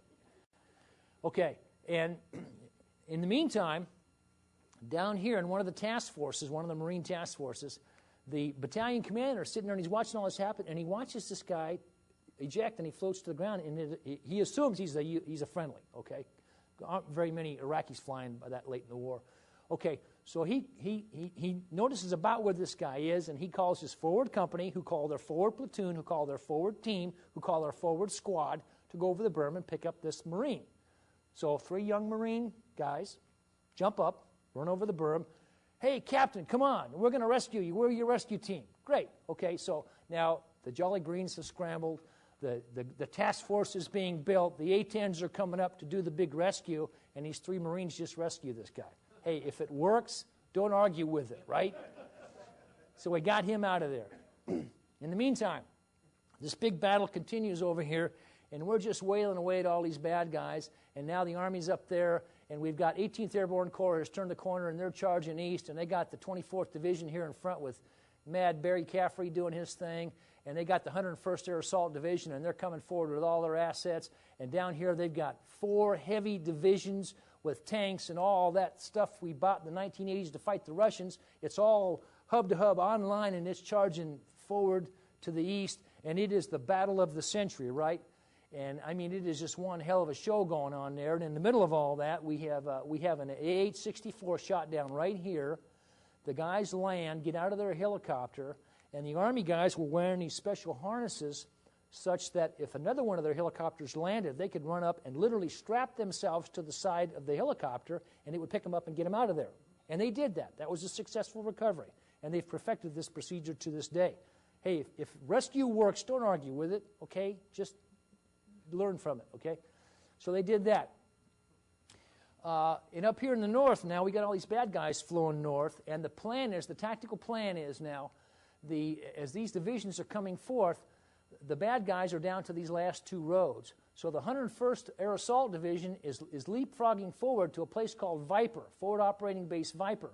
And they seize control of this. This is on the morning of the 27th now, 3 days into the campaign. They take control of this airfield, and they had 6 battalions of attack helicopters assigned to them. They're shoving these guys in there. They're launching out of there. They're going up and doing engagement area Thomas and over here to the causeway, and they're beating up on all bad guys. And in the meantime, over the top of them is every fighter in the world, Navy, Marine, Air Force, bombers, B-52s, just wailing away at all these bad guys along here. And all this stuff is mixed up. All these airplanes are using the same airspace at the same time. It's extremely dangerous. Air Force commanders, Army commanders are trying to sort all this out, but the battle is running itself now, okay? In the midst of all of this, a flight of F-16s come into the area, call sign MUT-41, 4 F-16s. They're assigned to go down there, drop underneath the clouds, because it's kind of a rainy day, and now the oil fires are burning, and it's getting real foggy and everything, cloudy. So they drop down. They're looking for targets. The flight lead, Captain Bill Andrews, doesn't see anything. He pushes his throttle forward to go back up through the clouds when his airplane explodes. He was hit by some kind of missile. He jettisons out of the airplane, floats to the ground. His wingman notes about where he is on the ground, calls in that he's down there, got a fairly good location on the guy. Another A-10 further south of there goes up there, confirms the location. So we know we got a survivor on the ground. We got a report. We got a location on the guy. So the rules of engagement at that time were the cross-flood operation for recovery would be done by the soft guys. Okay? They're down there, they got their helicopters, they're ready to go. Well, when the news of his shoot-down came back into the Joint Rescue Coordination Center, they saw where this guy was, and they realized that the guy is down right in the middle of the Aw-Fa Republican Guard Division, which is still at about 85% strength. Extremely dangerous situation. It's daytime. The soft guys look at this. They realize, we're not going to do this in the daytime. This is exactly the kind of place where we don't want to send our guys. It's much too dangerous. So they call the 3rd of the 160th, the Night Stalkers, and tell them to start planning for a night recovery mission, okay, which makes a lot of prudent sense. Okay, well, when they call back to the Joint Rescue Coordination Center saying, we're not going to fly the mission now, we're going to go at night, some people saw that as a refusal to go. Now remember the acrimony that had built up earlier from Corvette 03. So again, the comments are being made back and forth. The soft guys won't go. In the midst of all of this, a very senior ranking Air Force officer hears all of this bickering. All morning long, he's been working with the Army guys trying to sort out who's got control of this road so we don't have all our airplanes running into each other. And he hears this bickering going on about these soft guys. Now, this particular individual had been shot down in Laos in 1969, had been rescued. He understood the importance of rescue. It meant a lot to him. So on his own, he walks over to an Army Command and Control element there in the Tactical Air Control Center. It's called the Battlefield Coordination Element. And these were a bunch of Army guys that were talking directly to 18th Airborne Corps and 7th Corps and all those units up there. And he points to the map, and he knew about the operation at Viper. He knew there was a bunch of helicopters out there. So he points to the map and says, I got an F-16 guy down right here. Would you possibly have a helicopter that could go pick him up?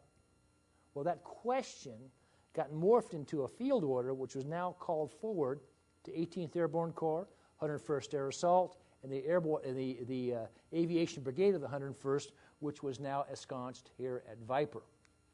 I didn't mention, in the meantime, Bill Andrews, when he hit the ground, he broke his leg.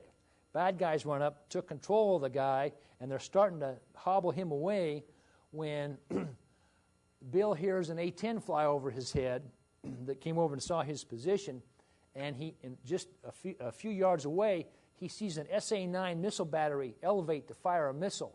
And so just as that missile's leaving the rail, it stuns the guards. Bill still had his survival radio.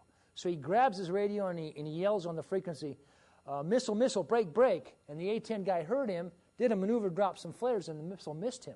Now, when the guards realized what Bill had just done, they were not happy. And they took it out on Bill, and they took it out on his radio. But he saved that kid up above him, okay? And he was awarded the Air Force Cross for that, as a matter of fact. But anyway, so Bill's been captured, but we don't know it. So we're going to do our thing here, see? So this field order to go rescue this guy gets called forth to Viper, and there, the colonel that was in command of the Aviation Brigade, he's there.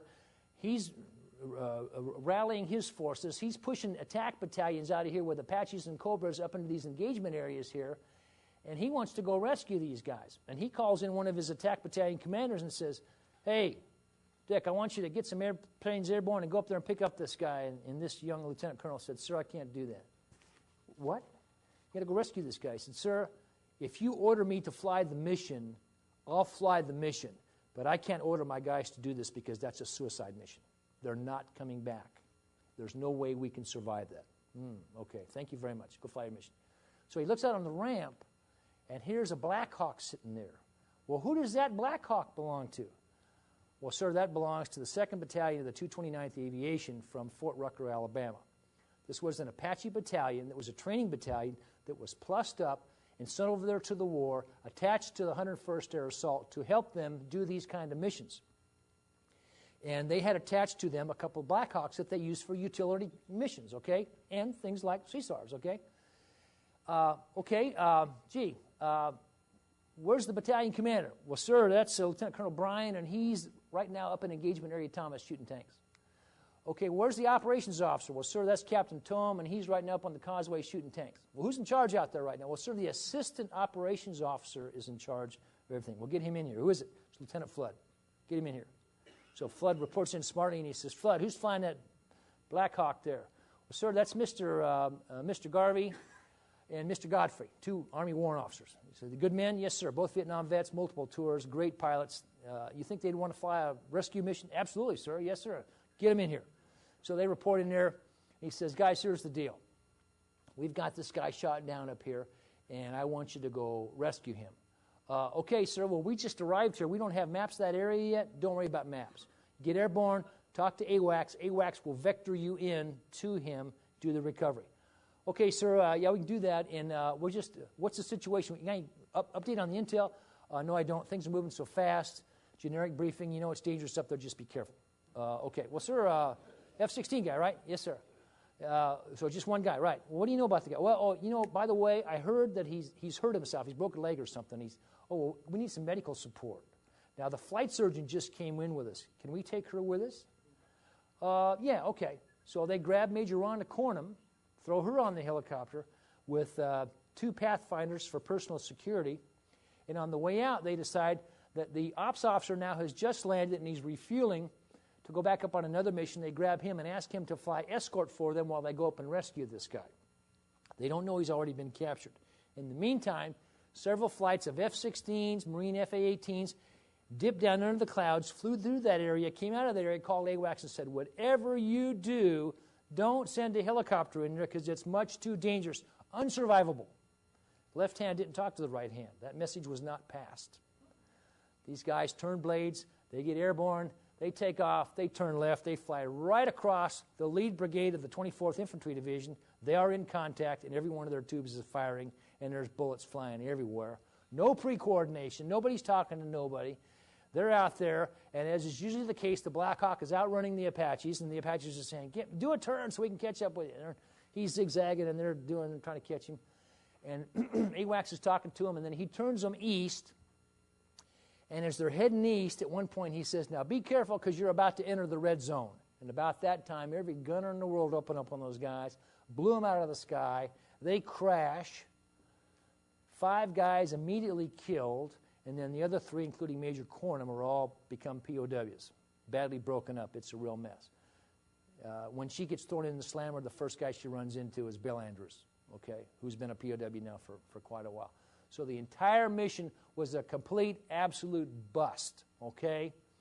But when you do the analysis on this, you have to ask yourself, but wait a minute. If the soft guys were in charge of doing the combat recovery, they said no. They were overridden. They said no because they thought it was too dangerous. They were overridden. It was too dangerous, and people died. Maybe they were calling it about right, okay? So maybe in that failure, we derive some success, unfortunately. I hate to say that, but some good men died on that. Absolute debacle. And again, here's Andrews. He's still on active duty, still an Air Force colonel. There he is, recuperating. And then here's the guys, Godfrey Garvey, and I can't remember the names of the other guys there. I should. But they died for nothing. And in fact, interesting vignette here. It's interesting how things happen. The battalion commander, Lieutenant Colonel Bill Bryan, had been a lieutenant pilot, Army pilot in Vietnam. In April of 1972, he was in an outfit called the F Troop of the 8th Cavalry. When Bat-21 was shot down, the first aircraft that tried to recover Bat-21 Bravo, Gene Hamilton, this was not in the movie, was a helicopter from F Troop of the 8th Cavalry. Brian was there then when that happened, and he remembered that story. And when I interviewed him for this story, he said, I was up in Engagement Area Thomas. I could hear scattered pieces of the conversations going on, and when I realized what these guys were doing, I immediately flashed back to my 3 compatriots who were killed trying to rescue Bat-21 Bravo. So sometimes history does repeat itself. Okay, results. So what do we get out of all this? Now, during the war, we lost a total of 43 Allied aircraft, and you can see the numbers there. 2 of them were fratricides. We lost an F-16 that was shot down by its own bomb that went off below the aircraft. Lost an F-18 the same way. And the Brits lost one, too, that way. You can see the numbers there. Italians, Kuwaitis, RAF, They all lost aircraft. Of those, 87 guys were isolated in enemy or neutral territory, and of those, 47 were immediately killed. I'm not going to rescue them. One guy is still missing. 25 guys were immediately captured because, again, they were shot down right over airfields or right over enemy formations. Wasn't much we were going to do about that. We had 14 guys exposed in enemy territory for some length of time that could have been rescued. Of those 14, we rescued 8. And the other 6 were, in my opinion, rescuable, but they were captured. Quicksand 1-2, the A6 I told you about, both guys lost their radios. Devin Jones, backseater, Slate 4-6, lost, something happened to his radio, and he would never talk to me. Corvette 03 we talked about, and the Hunter 26 was the Saudi airplane that went down. They'd never given us any data on that. He was possibly rescuable. So out of 14 guys, we got over half. It's not bad. What did we learn from that? We learned, first of all, tough theater of operations. But you know what? When it comes to combat, they're all tough. And so we've got analysis tools now that help us to work through this, sort out the threats, sort out what we need to know so that our guys can do this better and more smartly. And I still work with these guys. I give them a lot of lectures and things like this. I talk with the young men and women today who are doing these missions, command control folks mostly, to try to help them develop the mental paradigms so that when these events occur, they understand what history has taught us and they can do it smarter. And I'm proud to say the trends are very positive in that respect. Okay, but this is what we got out of that. Okay, bad theater. Reinforce the fundamental truth that the best CSAR device is to not get your aircraft shot down in the first place. Okay, think about that. Okay, and we're getting better about that all the time. That being the case, what is the ultimate CSAR weapon? How about the UAS? Unmanned drones. Why? Because they get shot down, there ain't no CSAR. Okay, and that's where we're going. In fact, I think the F-22, if you look at the trends that are out there today, will probably be our last manned fighter-type aircraft. We're getting to the point where we can do everything else with unmanned drones and missiles and electrons and everything else. So it could very well be that in the Air Force, I think if you look at the projections, the last people wearing wings will be what? The cargo pilots, because we'll never trust our most precious cargo, which is our people, to a robot. So the last people out there wearing Air Force wings will be the cargo pukes with the little spoon in their thingy right there. God bless them all. Okay, so anyway, this is what you learn from that. Going into Desert Storm, Air Force CSAR capability had been dramatically reduced from its peak during the war in Southeast Asia, and that's a fact, and I tried to document that for you. And there were ramifications to that, things we had to straighten out. Number 4, at the same time, the expectations were very high because of the Bartok. All throughout those interim years, doing red flags and all that at the bars, we were talking SAR procedures and CSAR and all that kind of stuff, and the understanding was that if you get bagged, the old saying, the war will stop to get you out, and those kind of things, those kind of ideas were passed along. But those messages were not coordinated with the helicopter guys because they had a different message totally. And this, too, I talked about Corvette 03. The non-rescue of those guys caused a real morale problem, and it's still out there to this day. CENTAC did not have a quick, accurate, reliable way to locate downed airmen. Old survival radios, oversell of the SARSAT and the AWACS and rivet joint, single survival radios issued, and GPS unexploited. Big thing. In fact, this was still, I could tell you more stories about GPS. I mean, it seems like every day we come up with a new problem with GPS. But we've also had some successful rescues now because of the GPS. So the technology works. Regardless, personnel from all the various services, and I talked about some of the missions, and SOCCENT ran many missions, and there were some intra-service, Army only, Marine only, that I highlighted the rescues of note. So we were getting our guys back. One of the big controversies was that, and this is shown up in the histories later on, one of the reasons with the soft guys were they were off flying soft missions, and a lot of times they weren't available to do rescue duties. That's not true. It was actually quite the opposite, and I extensively interviewed guys on this, and they told me that there were many times when they turned down soft missions because they had to keep those airplanes on Ready 5 alert for recovery duty. So they honored their contract. But the problem was they did not have the ability, with reasonable assurance of survival, to be able to do the S in CSAR. Big Blue Air Force had to do that, and that was the breakdown right there. Okay, and it should be noted that during the conflict, 0 rescue personnel were lost or killed on rescue missions directly or directed by SOCCENT. Now think back to the numbers I showed you before about Southeast Asia. All the rescues that we did, but the number of airplanes we lost and the people we lost doing it. Here, under SOCCENT control, we had 0 losses. Okay, but the exception was Bengal 1-5, the helicopter that I mentioned to you, that went up and did the recovery for Bill Andrews.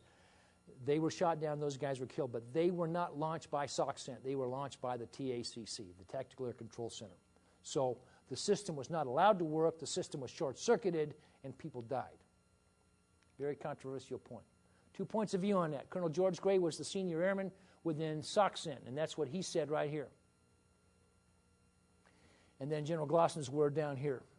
And every time I read Glossen's words there, I get a kind of a little bit of a chill. That's a very, very cavalier thing for him to say. The helicopter guys obviously didn't feel that way. And then lastly, and I think this is a biggie, and I've debriefed this to a lot of folks, making CENTAF General Horner responsible for CSAR and then withholding operational control of the combat recovery assets that he needed to do that was a clear violation of the unity of command, which is a principle of war, okay? He had all the assets that he needed except his combat recovery assets. He had the rivet joint and the fighters and all that kind of stuff. The components owned the combat recovery assets. So there was a disconnect right off. This bit us in the ass again in Bosnia around the time of O'Grady when we had the F-117 mission over Operation Allied Force in 1999. It was an issue going into OEF in Afghanistan, and it wasn't until finally in Afghanistan when the then Chief of Air Operations over there, Lieutenant General Chuck Wald, former Air Force Forward Air Control from Southeast Asia, okay, stepped in and said, this is wrong, this is not going to stand, and he called back to the Air Force and said, send me a rescue squadron under my control, and ever since, it's not been a problem anymore, because we figured out what the problem was, and we got a squadron over there under his control, and we would have done this.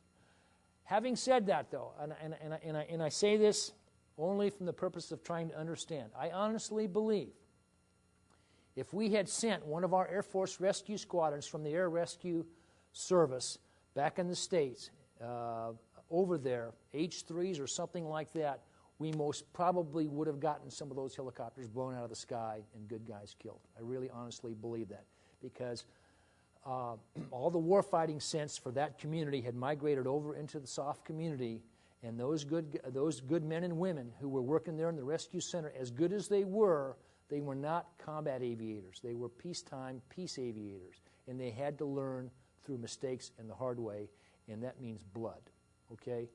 And so I honestly believe that through a twist of fate, we almost had the best of both worlds here without even realizing how bad we'd screwed up. Okay, and then one more comment from General Glossen there. CSAR was broke before the war because of a mismanagement and a failure of the Air Force leadership. It was broke during the war because of the Sink's acquiescence to not use his fist and anvil to correct it in the interest of harmony. What he was trying to tell me was that they tried to address this to General Schwarzkopf to sort this out, and General Schwarzkopf said, that is air stuff, you sort it out. And it never got sorted out. And then the conflict was over. Unfortunate.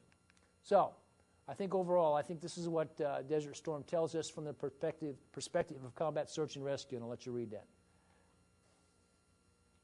And this is what I tried to explain in my book. This is what all that stuff is all about in there, and I think it's a fascinating story. It's a story of once again, of great heroes. Everybody got that? Okay, one more point that I want to make, and then I'll get you out of here. Why do we do all of this? Because not every nation does this, okay? It's something that's very uniquely American to us. First of all, we do it, I think, because of human nature. People get in trouble, you want to help out, and that's very normal. Secondly, we do it because we can. We are a rich industrial nation. We can build the stuff. We can organize for it. We can train and equip. That has a lot to do with it. Normally, when we go in with a coalition force, we are the ones who will provide this with a few exceptions. Some of the other nations are developing this. But by and large, we have done this because we had the stuff, the training, and the organization. Thirdly, we don't want our young kids to be exploited by the enemy. Intelligence, propaganda. We don't want to see our kids on TV getting their heads cut off. We understand the danger and the value of that to the enemy. And fourthly, we have within our military today, we have this bond with our young men and women that says, look, we're going to bring you into the military. We're going to organize you. You're a volunteer. We're going to organize you. We're going to train you, and we're going to equip you, and we're going to send you off to do really tough things. But if you get in trouble, we're not going to abandon you. If you get trapped behind enemy territory, we're going to try to get you out. If you get wounded, we've got medical services to try to take care of you. That's what the Army Medevac community does. That's another great story. If you get captured and we can figure out a way to rescue you, we will do that. But when it's all over, one of our first demands is to get you home. We will not abandon you. That's why we're still looking for Michael Spiker, 1,700 guys from Southeast Asia, 7,000 guys from Korea, and we're even going back and looking at the 70,000 we lost in World War II that aren't home yet, because we want to honor that bond. If you get in trouble, we will try to get you out. And that's very fundamental in the way that we prosecute the American way of war. That's very important now in this war because we're fighting an enemy that says to its kids, here, put on this vest. Go into that restaurant or that mosque and blow yourself up for some greater good and take 2 or 3 or 10 or 50 of them. They want their kids to die. We want our kids to live. So that's the story of Combat Search and Rescue in Desert Storm. And I hope you enjoyed that. It's great history. It's the story of your young men and women doing great things.